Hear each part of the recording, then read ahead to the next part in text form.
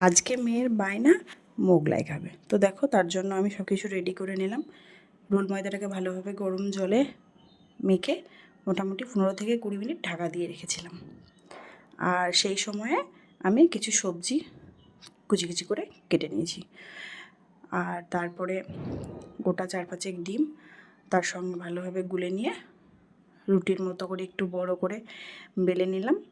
আর মাঝখানে ভালোভাবে পুরটা ভরে দিলাম। এবার চারদিক থেকে সুন্দরভাবে ভাঁজ করে মুখটা বন্ধ করে দিলেই হবে। আর ওইদিকে আমি তেলটাও গরম করতে বসিয়ে দিয়েছি। তো এটা রেডি হয়ে গেলেই যেন গরম তেলে সঙ্গে সঙ্গে ছেড়ে দিতে পারি। তো দেখে নাও, এবার আমি তেলের মধ্যে দিয়ে দিলাম আর রেডি হয়ে যাবে কিছুক্ষণের মধ্যে মোগলাই।